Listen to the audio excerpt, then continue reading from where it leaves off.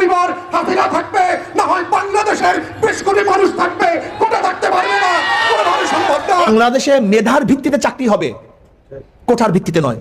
এই কোঠার পক্ষে আওয়ামী লীগ কেন? এটা হলো তার পেটুয়া বাণী পাহারা পাড়ার জন্য।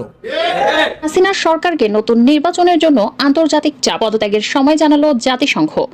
আমাদের প্রান্তিক জনগোষ্ঠীর ছেলে মেয়েরা যখন কোটার বিরুদ্ধে পাবলিক বিশ্ববিদ্যালয়গুলোতে আন্দোলন করছে, তখন আজকে মাত্র আমরা দেখলাম বরিশালে, কুমিল্লাতে, চট্টগ্রামে, ইভেন শাহবাগে আজকে পুলিশের সাজোয়া গান দিয়ে আমার দেশের তরুণ তরুণী শিক্ষার্থীদের উপরে গুলিবর্ষণ করা হচ্ছে, লাঠিচার্জ করা হচ্ছে। এটা পাঞ্জাবের আমল না, পাকিস্তানিদের হাতে আমরা বন্দী না, এটা 190 বছরের জমিদারি শাসন না।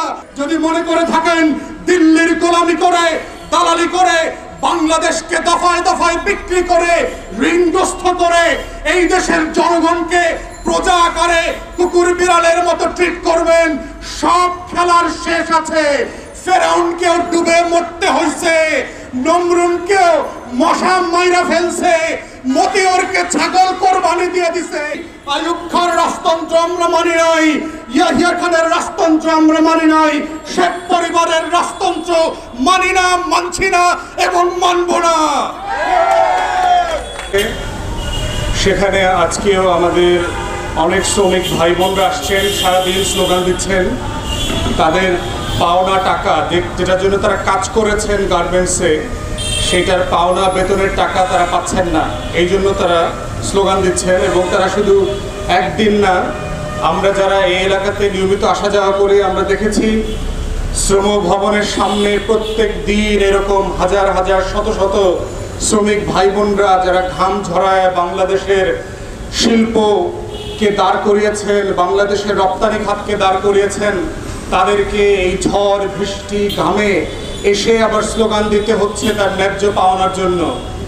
এমন একটা সময় এবং এমন একটা রেজিমের সময় সেটা চলছে, যখন আপনারা দেখলেন যে বাংলার এই অবৈধ দখলদার রবার্ট ক্লাইভ, খসিটি বেগম আর মীর জাফররা 196 জন মিলে বেইজিং সফরে গিয়েছে 3 দিনের জন্য।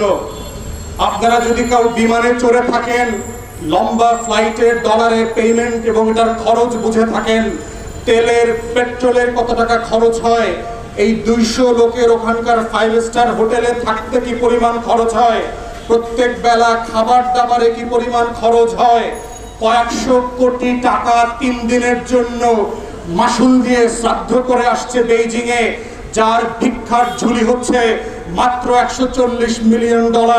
এর থেকে বেশি টাকা আমাদের বেনজিরের আছে, মতিউরের আছে, আজিজের আছে। ওই রাঘব বোয়ালরা যারা 196 জনের মধ্যে ছিল, ওদের প্রত্যেকের এর থেকে বেশি টাকা ছিল।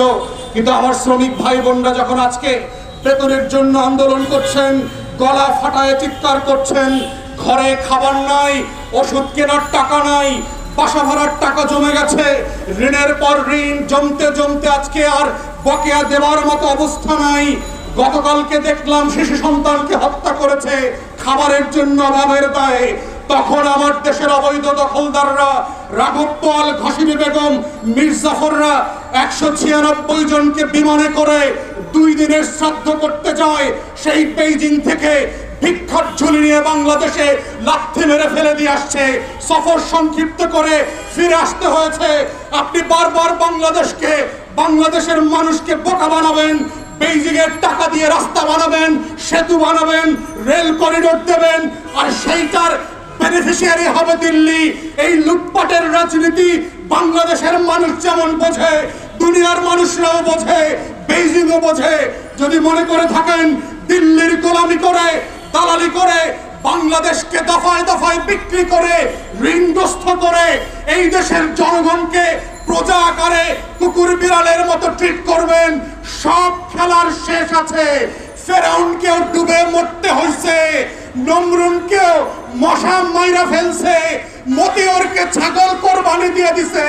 আপনাদের কোরবানির দিন আসতেছে, শুধু অপেক্ষা করেন। প্রিয় দেশবাসী, আমরা বারবার বলেছি, স্বাধীনতার ঘোষণাপত্রে এই রাষ্ট্র বানানোর অঙ্গীকার পরিষ্কার করে বলে দেওয়া ছিল, সেখানে বলা ছিল যে আমরা একটা গণপ্রজাতন্ত্র বানাবো।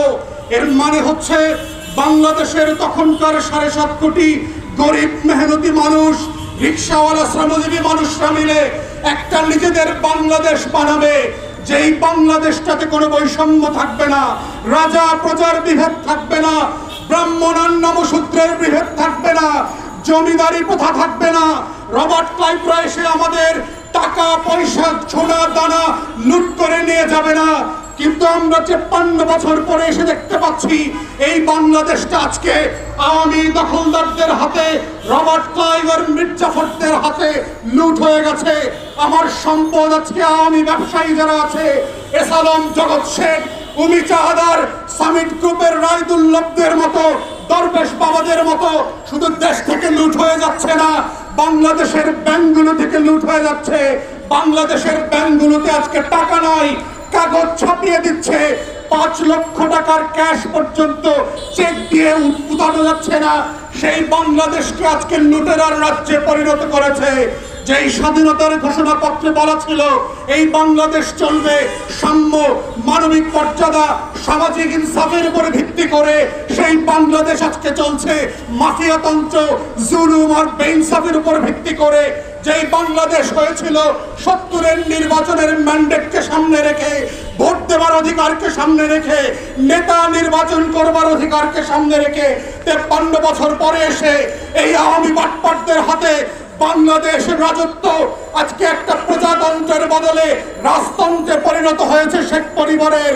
আমরা বারবার বলছি আইয়ুব খানের রাজতন্ত্র আমরা মানি নাই, ইয়াহিয়া খানের রাজতন্ত্র আমরা মানি নাই, শেখ পরিবারের রাজতন্ত্র মানি না, মানছি না এবং মানব না। বাংলাদেশের লড়াইটা ছিল গণতন্ত্র কায়েমের লড়াই, অধিকারের ভিত্তিতে নতুন বাংলাদেশ গড়বার লড়াই, যেখানে রিক্সা চালক, সিএনজি ড্রাইভার থেকে শুরু করে কুলি, কুমার, মেঠে, মজুর, কৃষকরা একই অধিকার নিয়ে এই দেশে বড় হবে। কিন্তু আমরা দেখতে পাচ্ছি আমাদের প্রান্তিক জনগোষ্ঠীর ছেলে মেয়েরা যখন কোটার বিরুদ্ধে পাবলিক বিশ্ববিদ্যালয়গুলোতে আন্দোলন করছে, তখন আজকে মাত্র আমরা দেখলাম বরিশালে, কুমিল্লাতে, চট্টগ্রামে, ইভেন শাহবাগে আজকে পুলিশের সাজোয়া গান দিয়ে আমার দেশের তরুণ তরুণী শিক্ষার্থীদের উপরে গুলিবর্ষণ করা হচ্ছে, লাঠিচার্জ করা হচ্ছে।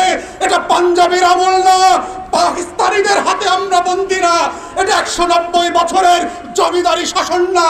যদি কেউ মনে করে থাকে বাংলাদেশে এখনো জমিদারের শাসন চলছে, ব্রিটিশ বেনিয়ারা বাংলাদেশ দখল করে রেখেছে, আমরা প্রত্যাখ্যান করছি এবং বলে রাখছি বাংলাদেশে গণতন্ত্রের যে লড়াই হয়েছে, যেই রক্ত দিয়ে মুক্তিযোদ্ধারা বাংলাদেশ স্বাধীন করেছে, সেই বাংলাদেশ আমরা ফেরত আনবো।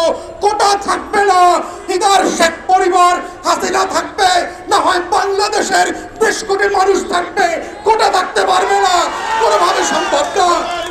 লড়াই চাই, এই লড়াই বাঁচার লড়াই, বাকশালীদের বিরুদ্ধে লড়তে হবে একসাথে, বাকশালীদের বিরুদ্ধে। তাই আমরা বারবার বলেছি বৈষম্যের যে কোটা, সেই কোটা প্রথা বাতিল করতে হবে। কারণ এটা শুধু অসাংবিধানিক নয়, আমাদের সংবিধানের 39-এ আর্টিকেল 29-এ পরিষ্কার করে বলে দেওয়া আছে যে বাংলাদেশ রাষ্ট্রে প্রত্যেক নাগরিকের সমানভাবে চাকরিতে অংশগ্রহণ করবার অধিকার থাকবে।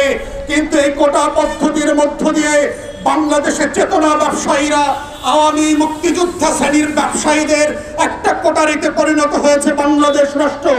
এই রাষ্ট্র থেকে যদি পরিবর্তন চাই, আমাদের ঘোষণাপত্রে যে গণপ্রজাতন্ত্র করবার লড়াইয়ের কথা বলা ছিল, এই লড়াইয়ের জায়গাকে ফেরত নিয়ে আসতে হবে। সংবিধানের যে মোদ্দা কথা আছে, কোনো বৈষম্য থাকতে পারবে না, সেটাকে সংবিধান পরিবর্তন করে হলেও আবার ফিরায় নিয়ে আসতে হবে। দেশে কোনো কোটা থাকবে না, শুধুমাত্র পাহাড়ি থেকে পিছিয়ে পড়া জনগোষ্ঠী আর প্রতিবন্ধীদের জন্য সর্বোচ্চ 5% কোটা থাকতে পারে। এর বাইরে কোনো আওয়ামী চেতনাবাসদের জন্য কোনো কোটা থাকবে না। নারী জেলা কোটার কোনো প্রয়োজন নাই। বাংলাদেশে মেধার ভিত্তিতে রাষ্ট্র পরিচালিত হইতে হবে, এটাই আমাদের স্বাধীনতার অঙ্গীকার ছিল। এই লড়াই চলছে এবং চলবে, কারণ কোটার যে লড়াই, এটাই আমাদের গণতন্ত্র এবং প্রজাতন্ত্র গড়বার লড়াই।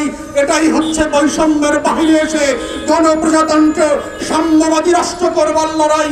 ইগালিটেরিয়ান প্রিন্সিপালের উপরে ভিত্তি করে, যেই ফ্রিডম অ্যান্ড লিবার্টি প্রিন্সিপালকে ভিত্তি করে বাংলাদেশ রাষ্ট্র স্বাধীন হয়েছিল, আমরা সেই রাষ্ট্র ফেরত পেতে চাই। তাই দেশবাসীকে অনুরোধ করব, লড়াই করেন। দেশের যে প্রান্তে যেভাবে আছেন মাঠে নামেন। এই রাষ্ট্র আপনার, এই রাষ্ট্র রিক্সাওয়ালার, সিএনজিওয়ালার, মেঠে মজুর, কৃষকের, পোশাক শিল্প শ্রমিকদের, এই রাষ্ট্র 20 কোটি মানুষের। আওয়ামী লীগ আর শেখ পরিবারকে এই রাষ্ট্র সাফকাওয়ালা দলিল করে লিখে দেওয়া হয় নাই, কখনো দেওয়া হবে না। অতএব এই রাষ্ট্রের মালিকানা আমরা ফেরত পাইতে চাই এবং এই পাওয়ার লড়াইয়ে আমরা আহ্বান করছি দেশবাসীকে, ছাত্র সমাজকে, যেই যেখানে আছেন লড়াইতে নামেন। আপনার অধিকার আপনাকে কেউ ফেরে দেবে না। প্রজাতন্ত্র গড়বার লড়াইয়ে সামিল হন। বাংলাদেশের স্বাধীনতা, সার্বভৌমত্ব, জাতীয় স্বার্থ রক্ষা করবার যে লড়াই, এটাই হচ্ছে আপনার নাগরিক লড়াই। আমরা সেই লড়াইয়ে আপনাকে অংশগ্রহণের আহ্বান জানিয়ে আমার বক্তব্য এখানেই শেষ করছি।